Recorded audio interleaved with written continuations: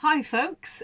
This is our very first blog about our life on the narrowboat. I know some of you might have already been following some of our earlier YouTube videos, but we want to turn this into a weekly blog. It's going to be at the same time every day, every week, for really as a way to answer a lot of questions that we got asked about this particular lifestyle, this way of living, and also because we want to share and inspire in other people that you guys can do this too. What we mean by this is not necessarily that everybody's going to all move on to a narrowboat, No, not at all. It's really our way of sharing with you how you can create a lifestyle that frees yourself, I think, from a lot of the financial commitments that tie an awful lot of people down. This is hmm how we did it. mm, But we're going to be sharing with you a lot of ideas that are going to apply to people in all walks of life, not just those who want to be on a narrowboat. that's right. Well, I'd like to tell you a story, and this is the story of how we came to be here. So, we're going to go back 3 years. It's January 2016, and Christmas is over, and grey January is stretching ahead. And for some reason, I feel very depressed. Not just because Christmas is over, and I'm not a great Christmas lover anyway. And then it suddenly hits me, and it's kind of really very obvious, but I realized that if I wanted to go on living the lifestyle I had in southwest London in Twickenham, I would have to go on working for the rest of my days.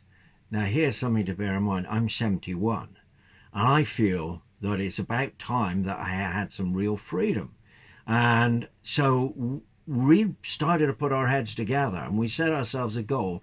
Is there a way that we could actually have a beautiful lifestyle and not be under constant pressure? Because really, for us, like a lot of couples, it was about just meeting the deadline every month, just about paying the bills. You might have a little bit over, and that's it. And a lot of people in Britain live under that pressure or worse pressure than that. And so we really put our heads together. And perhaps you'd like to pick up the story from Well, here. What it happened it next? didn't start, oddly enough, with a narrowboat, despite the fact that we were living very close to the River Thames and they were going by all the time. It actually started with us thinking about living in Spain because we were looking for something that would be cheaper and warmer. And we did this whole week of going, in fact, it was 2 weeks going Yeah. around Spain looking for somewhere to live and looked at a whole bunch of properties. But one of the things that happened to us out there, which kind of really changed the course of how we were thinking was a stay that we had in a place called Sunseeds. It was an eco village. We were kind of hanging out there really as a jump off point so we could go and view properties. But actually, the thing that most profoundly stayed with us after our trip around Spain was that experience at Sunseeds. Mm. So it was this eco community of people who'd chosen to really live a sustainable lifestyle, providing their own food, their own labor. I mean, everything down to making their own toothpaste and building their Soap. own, yeah, compost loo. That was fun. I think it was Yeah. first inspiration for our own compost loo. And it was amazing. A bit like Alan was saying with Christmas, I had this sort of moment of being there. So we're now in about April of the same year. Of actually thinking, my God, I'm actually really happy just enjoying life, doing really simple things like cooking for my community or making stuff or building stuff. I guess just existing. But I suddenly realized I kind of got my priorities around the wrong way Mm. back home. I would say we were very focused on making money, on running a successful business, and kind of had lost sight a bit of, would you say, quality of life? Yeah. um, you know, uh, as many people do. So back we came to England full of thoughts about Spain and, could we open our own like eco community there and maybe that's the way we do it. And then of course along came Brexit. Yes.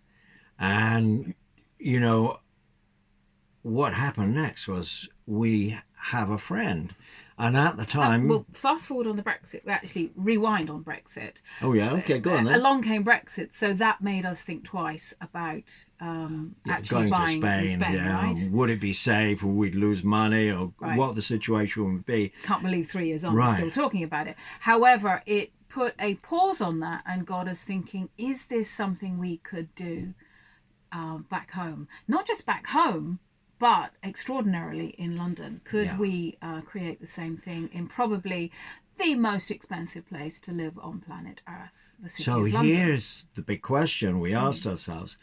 Would it be possible to own our own home and live in the centre of London? We found a way. We found a way that we could do it and save approximately £15,000 a year. And this is what happened. We have a friend who at the time had her own narrowboat. And she just said to us out of the blue, said, look, if you're looking for an alternative, why don't you buy a narrowboat? The money you spend on it, you would have spent in 2 years on rent anyway, and then you can sell the narrowboat afterwards if you don't want to live on it. That got us thinking. We put our thinking caps on, and then we started a research, and we did a lot of research looking around, and something we would say is whatever you do, we didn't just jump into this, we did think it out pretty carefully. We were very logical. It was also very scary because we were going where none of our friends had been before, except for this one lovely lady that we know.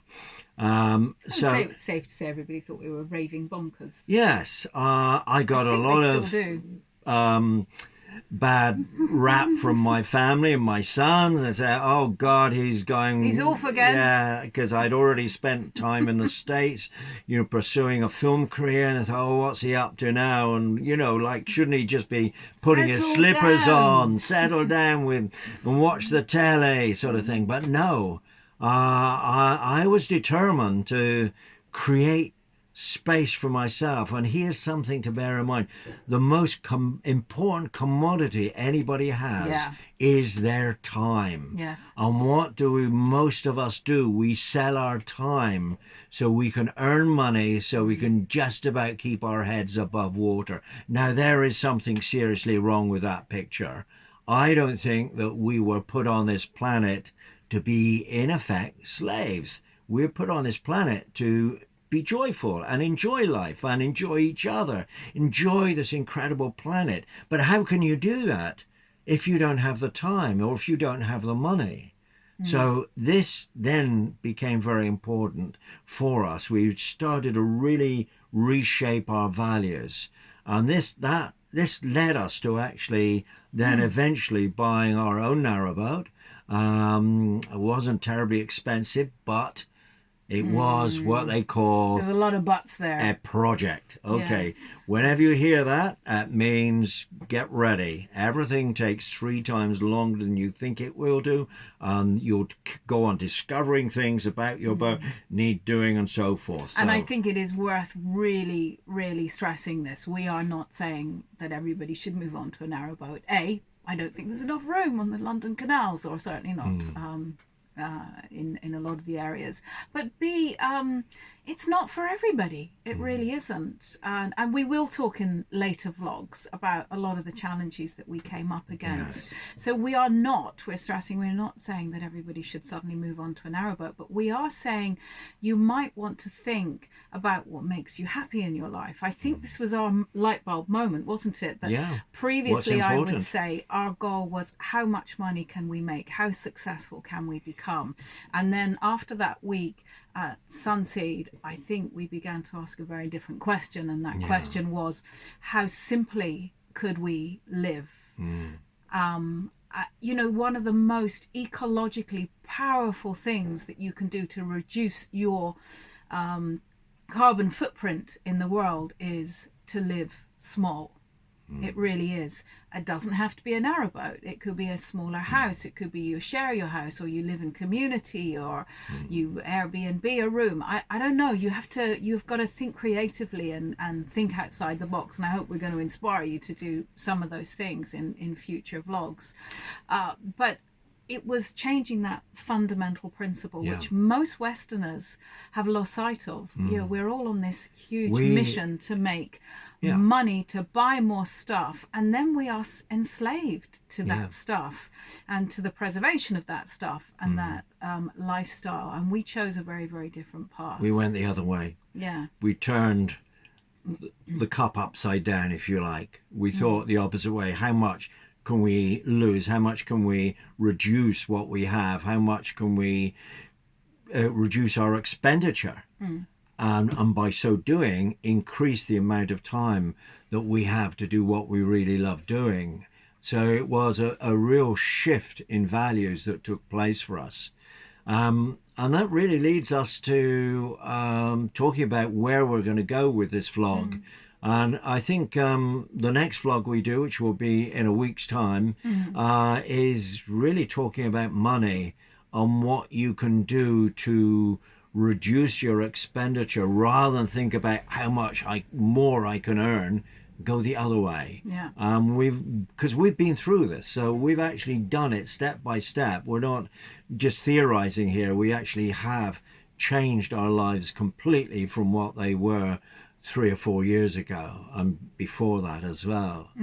So Absolutely, I and hope, it's why we've called it barging free, yeah, because our philosophy is, I mean, not that it is without expense. We're not saying it is a free lifestyle, but we are really saying, how about break free from the things that have been holding you back or holding you down in your yeah, own life? And the key to that, in our experience, is to come from a place of asking the question, how simply could I live? How creatively could I live? What are my dearest values, and what would I be prepared to do to achieve that in my life? and we'll give you some good ideas for thinking outside the box. So, hope you enjoyed that. Hope it's been interesting, and come back and see us next week. Okay, Bye. bye bye.